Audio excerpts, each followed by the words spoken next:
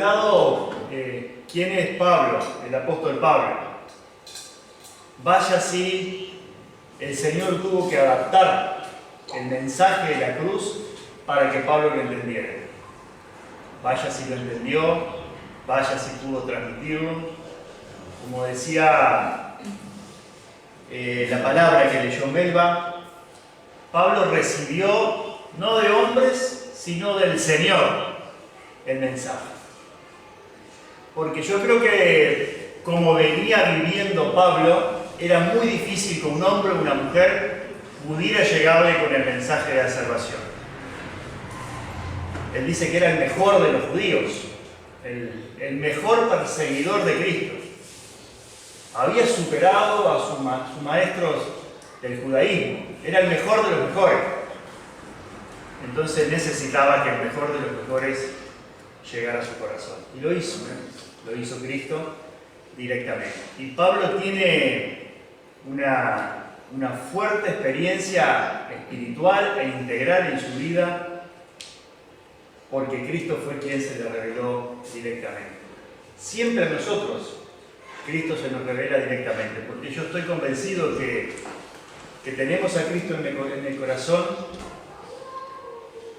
que cuando nacemos Dios nos da la vida y nos da la vida plena, y está Cristo ahí, y alguien nos ayuda a descubrir que el Señor nos está esperando. Pero siempre la palabra, siempre la obra del Espíritu Santo acompaña a ese hermano, a ese grupo, a esa iglesia, a esa situación que hace que descubramos a Cristo en nuestras vidas. Con esa autoridad que le dio a Pablo el hecho de haber recibido directamente de Cristo en un episodio fuerte, que lo podemos ver en el libro de los Hechos, ¿no? Una caída, un golpe, una luz, una cuestión estremecedora, absolutamente. El Cristo mismo se le estaba apareciendo en ese momento. Esa autoridad que le da, esa experiencia, a Pablo le permite posicionarse o pararse o comunicarse o vincularse con las iglesias, con las distintas iglesias de aquella época, las primeras comunidades en las distintas ciudades donde iban surgiendo. A Pablo le permite con la autoridad que le da el Señor, hablarles. Y si uno lee las cartas de Pablo, es difícil que haya una carta en donde él no aluda a su experiencia, no aluda a que su autoridad no es de hombres, sino del Señor. Y eso lo fortalece el mensaje. Él sigue hablando de parte de Dios. Las palabras de Pablo siguen siendo las palabras del Señor. Y vamos a leer el primer capítulo de Gálatas 1, que dice: Pablo, apóstol, no de hombres ni por hombre, sino por Jesucristo y por Dios el Padre, que lo resucitó de los muertos, y todos los hermanos que están conmigo, a la iglesia de Galacia. Gracia y paz sean a vosotros, de Dios el Padre y de nuestro Señor Jesucristo, el cual se dio a sí mismo por nuestros pecados para librarnos del presente siglo malo, conforme a la voluntad de nuestro Dios y Padre, a quien sea la gloria por los siglos de los siglos. Amén. Y a partir del versículo 6, que es donde quería centrar. Michael, ¿tenemos hermanos en el Zoom? Bien, les saludamos entonces y están presentes con nosotros. El versículo 6 de Gálatas 1 dice, esto viene de las distintas traducciones, ¿no? Pero en esta edición de la versión 60 dice el subtítulo, ¿no? Que siempre digo, esto no es inspiración de Dios, pero bueno, es inspiración de los hermanos que hicieron el esfuerzo de la traducción. En mi Biblia dice, no hay otro evangelio, y me parece que es una linda síntesis para articular esta parte del pasaje. Estoy maravillado de que tan pronto os hayáis alejado del que os llamó por la gracia de Cristo para seguir un evangelio diferente. No que haya otro, sino que hay algunos que os perturban y quieren pervertir el evangelio de Cristo. Pervertir el evangelio de Cristo. Mas si aún nosotros, o un ángel del cielo, os anunciare otro evangelio diferente del que os hemos anunciado, sea anatema, sea maldecido, sea maldito, ¿no? Versículo 9. Como antes hemos dicho, también ahora lo repito. Si alguno os predica diferente evangelio del que habéis recibido, sea anatema. Pues, ¿busco ahora el favor de los hombres o el de Dios? Y acá está hablando de él, está hablando de su vida.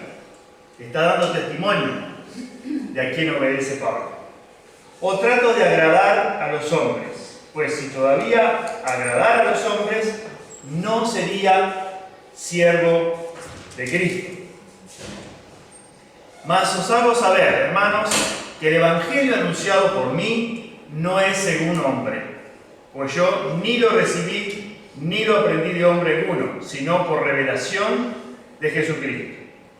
Porque ya habéis oído acerca de mi conducta en otro tiempo en el judaísmo, que perseguía severamente a la iglesia, sobremanera a la iglesia de Dios, y la asolaba. Y en el judaísmo aventajaba a muchos de mis contemporáneos en mi nación, siendo mucho más celoso de las tradiciones de mis padres. Pero cuando agradó a Dios, que me apartó desde el vientre de mi madre y me llamó por su gracia, revelar a su Hijo en mí, para que yo le predicase entre los gentiles, no consulté enseguida con carne y sangre, ni subí a Jerusalén a los que eran apóstoles antes que yo, sino que fui a Arabia y volví de nuevo a Damasco. Después, pasados 3 años, subí a Jerusalén para ver a Pedro y permanecí con él 15 días. Pero no vi a ningún otro de los apóstoles, sino a Jacobo, el hermano del Señor.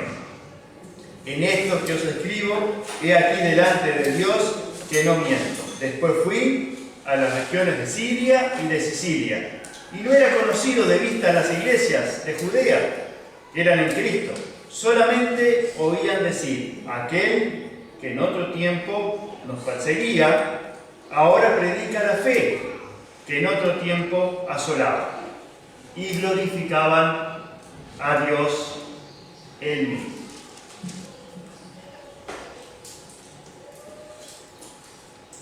Creo que hay tres énfasis que Pablo hace en esta parte de la carta a estos hermanos en Galacia,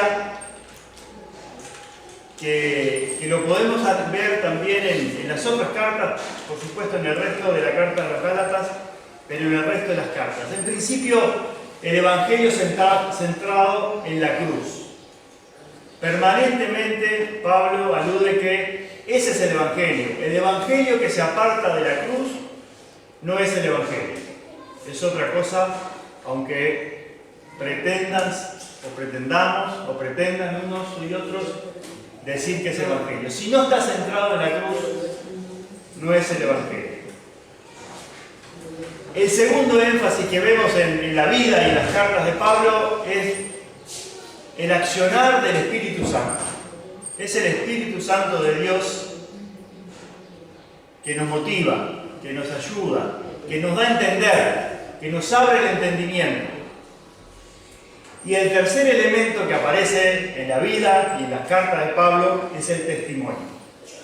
Todo esto, si es verdadero, si es genuino, en nuestra vida tiene que verse. Como termina el capítulo 1, y glorificaban a Dios en mí.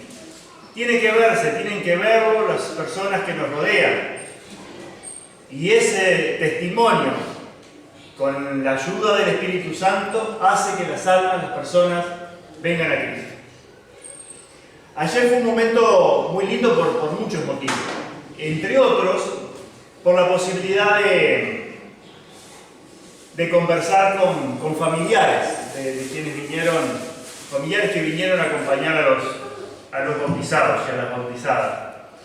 Y en más de una oportunidad conversé con algunos de ellos y de lo que me hablaban eran de los cambios que habían visto en sus hijos e hijas familiares.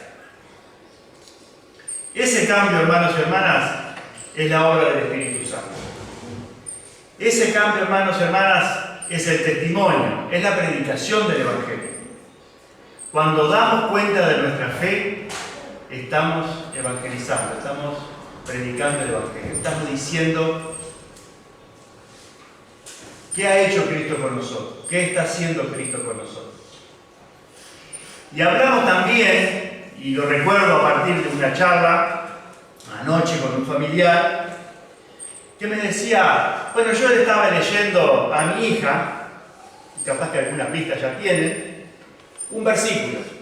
Y me decía, pero qué lindo, mamá, este versículo. Hija, te lo estoy leyendo de que sos chiquita.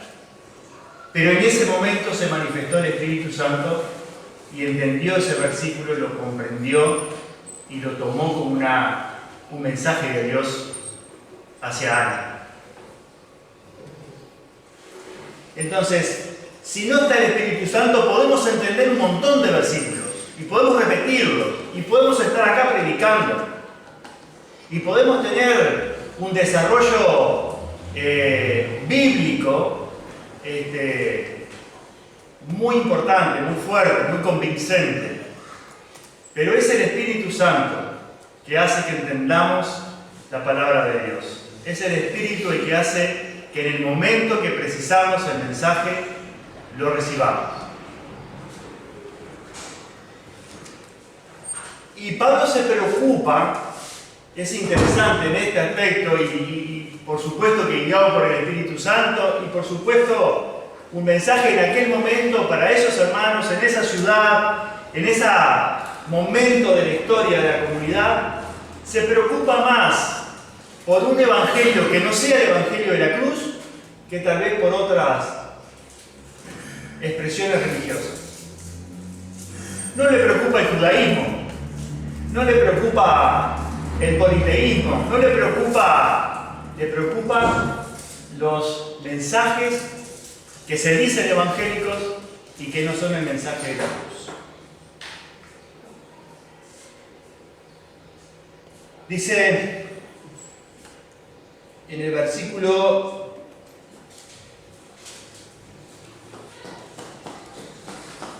7, no que haya otro evangelio, porque antes había dicho, estoy maravillado de que tan pronto os hayáis alejado del que os llamó por la gracia de Cristo para seguir un evangelio diferente. No que haya otro evangelio, no hay dos evangelios, no hay para elegir uno u otro, sino que hay algunos que os perturban y quieren pervertir el evangelio de Cristo. Esta es la preocupación de Pablo, porque es probable que hubiera personas predicando un pseudo-evangelio, predicando un mensaje engañador similar al evangelio de la cruz, pero no era el evangelio de la cruz, no estaba asistido por el Espíritu Santo y no era fruto de un testimonio de vida revelado por Dios. Esa era la diferencia de algunos que en aquella época querían no enfrentar al Evangelio, sino engañar, tal vez diciendo las mismas cosas, tal vez diciendo y usando las mismas palabras, invocando el nombre de Cristo tal vez, pero sin la asistencia del Espíritu Santo, sin centrarse en el Evangelio de la cruz. Tal vez esa todavía sigue siendo una preocupación, o debiera ser una preocupación de nosotros cuando transmitimos el Evangelio a otras personas, transmitimos el Evangelio de la cruz, pedimos la asistencia del Espíritu Santo para transmitir el Evangelio. El Evangelio es consistente con nuestro testimonio de vida. Creo que al menos esas tres cosas que están en las cartas de Pablo y en la vida de Pablo debiéramos nosotros meditarlo, ya sea para transmitir el Evangelio, pero también para recibir el Evangelio de otros. Es el Evangelio de la cruz, es lo más importante, el Cristo muerto y resucitado allí en la cruz, de lo que transmitimos o de lo que escuchamos. La cruz aparece como el centro del Evangelio. ¿Está la asistencia del Espíritu Santo en esa transmisión, la que recibimos o la que nosotros transmitimos? ¿Y es consistente con la vida, con el testimonio de nuestra vida, nuestro testimonio o de aquellos de los cuales recibimos? Creo que son tres elementos que nos ayudan a volver permanentemente al Evangelio de la Cruz. Y en el versículo 10, Pablo se detiene en otro aspecto que también es una señal de en dónde estamos en nuestra vida cristiana. ¿A quién agradamos? ¿A quién agradamos? ¿A quién obedecemos? ¿Busco ahora el favor de los hombres o el de Dios? ¿O trato de agradar a los hombres? Pues si todavía agradara a los hombres, no sería siervo de Cristo. Y yo creo que esto es un mensaje para hoy. Luis decía, bueno, creo que estamos frente a una responsabilidad ciudadana de votar. Pero no votar de cualquier manera. No votar con la autoridad de los hombres. Hemos estado en estos últimos tiempos invadidos por muchos argumentos por el no, derogar esos 135 artículos de la Ley de Urgente Consideración, y hemos estado invadidos por quienes dicen votar sí para derogar. En principio ese acto es un acto que tiene que ver con una señal de Dios, que es que el pueblo decida. Cuando los legisladores, cuando el pueblo entiende que los legisladores no cumplen a cabalidad y no interpretan a cabalidad la voluntad del pueblo, el pueblo tiene que expresarse. Y eso es una buena señal.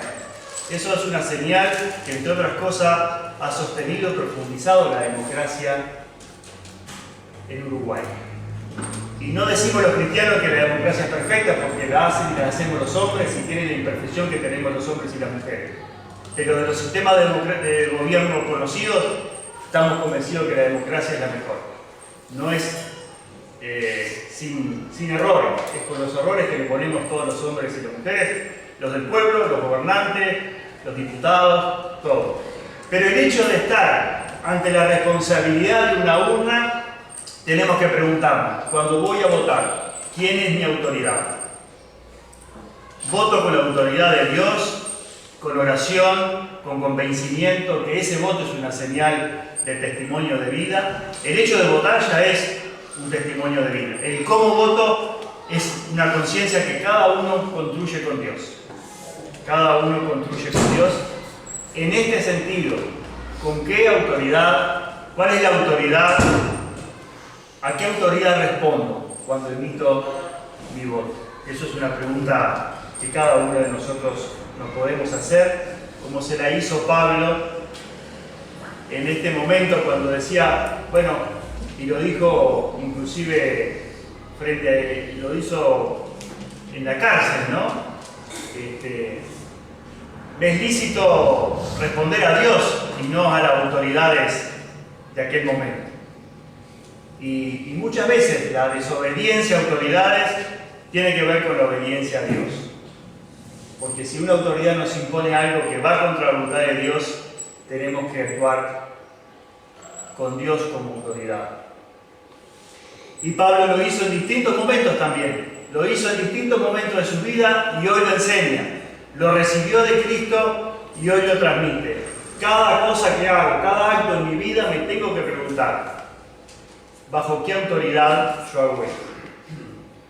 Y no está mal. Muchas veces hacemos cosas por autoridad humana, por un trabajo, por un estudio, por una situación que es consistente o coincidente con la voluntad de Dios. Eso pasa normalmente, digamos, ¿no?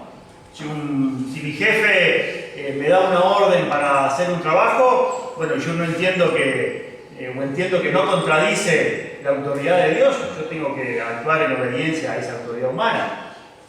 El tema es cuando se nos pretende imponer algo que va en contra de la voluntad de Dios. Ahí sí la opción es sentirnos bajo la autoridad de Dios. El versículo 14 del capítulo que estamos leyendo, Pablo alude a una cosa muy, muy linda, que tiene que ver con los propósitos y que lo hablábamos ayer también, lo habíamos conversado bastante el día anterior con Alejandro. Los propósitos de Dios. Cuando Dios nos elige. Dice Pablo que y en el judaísmo aventajaba a muchos de mis contemporáneos en mi nación, siendo mucho más celoso de las tradiciones de mi padre. Pero cuando agradó a Dios, que me apartó desde el vientre de mi madre y me llamó por su gracia. Dios apartó a Pablo desde el vientre de la madre. Nos preguntamos, ¿y por qué Dios no evitó que Pablo persiguiera a la iglesia? ¿Alguno de ustedes tiene la respuesta? Yo ni cerca. Pero lo que sí tengo claro es que si Pablo no hubiera perseguido a la iglesia, este testimonio hoy no podíamos estar leyéndolo y aprendiendo de él. Fue la voluntad de Dios que Pablo, habiendo sido elegido desde el vientre de la madre, descubrió a Cristo en esa situación en una edad avanzada, ya habiendo hecho mucho daño, podemos decir. Pero eso le da a Pablo la posibilidad de al día de hoy nosotros estar aprendiendo de él. Estar aprendiendo de esas tres cosas que Pablo vivió. Centró su salvación en la cruz, en el Evangelio de la cruz, fue asistido por el Espíritu Santo y fortaleció su testimonio de vida y predicó el Evangelio a partir de su vida. ¿Cuál fue la reacción de Pablo una vez que se convirtió, una vez que tuvo esa experiencia fuerte de encuentro con Jesucristo? Pablo dice que no fue a Jerusalén. En Jerusalén estaban, ahí había surgido las primeras expresiones de iglesias y estaban todos. Algunos que se habían dedicado a predicar en Jerusalén, otros que no se animaban a salir de Jerusalén, pero Jerusalén era como donde estaban los apóstoles, de ahí estaban. Y Pablo dice que no volvió a Jerusalén, no fue a cobijarse entre los apóstoles. Volvió a Damasco, que camino a Damasco fue que tuvo él la experiencia fuerte aquella, la podemos ver en el libro de los Hechos, creo que el capítulo 9, camino a Damasco. Ese que volvió a Damasco y también volvió a otras zonas allí donde nadie estaba todavía llevando el Evangelio. O sea que esa fuerza, ese poder, esa convicción, esa energía que Pablo tenía para perseguir a la iglesia y ir solo tal vez o ir capitaneando un ejército, esa misma convicción, esa misma fuerza, esa misma entrega lo está usando ahora para predicar el Evangelio. Y se va solo a ciudades donde inclusive él había perseguido a cristianos, él había evitado que se conformaran comunidades de fe cristiana. Allí volvió solo a pelear, a estar con el Señor, con el Espíritu Santo, con la guía del Espíritu Santo y a dar el testimonio. Porque en esos lugares lo conocían a Pablo. ¿Cómo lo conocían? Como el principal perseguidor de la iglesia. Y a ese lugar fue. ¿Cuántas veces nos cuesta a nosotros en nuestra propia familia dar el testimonio? Qué lindo decía Melba ayer que hubiera estado presente en la familia. Familias que de repente todavía no han descubierto a Cristo en su corazón, pero estuvieron en la iglesia, acompañaron ese momento de ese integrante de la familia que daba testimonio, tal vez en el lugar más difícil de dar testimonio. En nuestro grupo de trabajo, en nuestros amigos del liceo, de la facultad, en nuestra familia, en nuestro barrio, allí donde nos conocen, en donde más pueden apreciar nuestro testimonio de cambio, de transformación. Pero es difícil, no nos sintamos que nos faltan las energías de Pablo. Pongámonos en oración para que en ese lugar de intimidad, de encuentro, de familiaridad, de amistad, podamos como Pablo decir, voy a estar acá. Soy el único cristiano en esta familia, soy el único cristiano en este grupo de trabajo, soy el único cristiano o cristiana en esta clase, acá voy a estar. Allá en aquella otra hay muchos cristianos, Dios me puso acá. me dio la valentía para estar ahí. No irse a Jerusalén, donde están todos. Se fue a Damasco, se fue a ciudades en donde no había apóstoles, donde él era el primero que pisaba con el Evangelio en ese lugar, con toda la historia, con toda la carga histórica que tenía de haber perseguido. El versículo 22, para cerrar, esto último que decíamos, y no era conocido de vista a las iglesias de Judea, que eran en Cristo, solamente oían y decían: aquel que en otro tiempo nos perseguía, ahora predica la fe que en otro tiempo asolaba. O sea, era, como decimos ahora, Pablo tenía mala prensa en esos lugares. Nadie lo conocía como un cristiano. Al contrario, veían a Pablo y decían: ese es el que persigue a la iglesia. Los judíos dirían: ese es un valor, ese es el mejor de nosotros, porque ha combatido a la iglesia, ha impedido en muchos lugares que la iglesia se conforme. Así era conocido Pablo. Pero cuando escuchaban a Pablo decir otras cosas, hablar con la asistencia del Espíritu Santo, hablar del Evangelio de la cruz, dar testimonio de su transformación, contar la experiencia que vivió camino a Damasco, ¿qué pasaba? Glorificaban a Dios en mí. Las personas, por esa fuerza testimonial, por esa fuerza del Espíritu, por ese Evangelio centrado en la cruz, glorificaban a Dios por el cambio que Dios había hecho en la vida de Pablo. Y creían. Esto nos alienta a que allí aún, en los lugares donde podemos tener más resistencia, en aquellos lugares donde de repente nos vieron actuar de otra manera, nos vieron equivocarnos, nos vieron hasta renegar del Evangelio posiblemente, nos vieron desesperanzados, nos vieron tristes, nos vieron, en fin, con señales que no son las señales del reino de Dios. Ahora nos ven con alegría, con esperanza, transmitiendo el Evangelio de la cruz. Que el Señor nos permita estar allí, en el lugar donde quiere que estemos. Amén.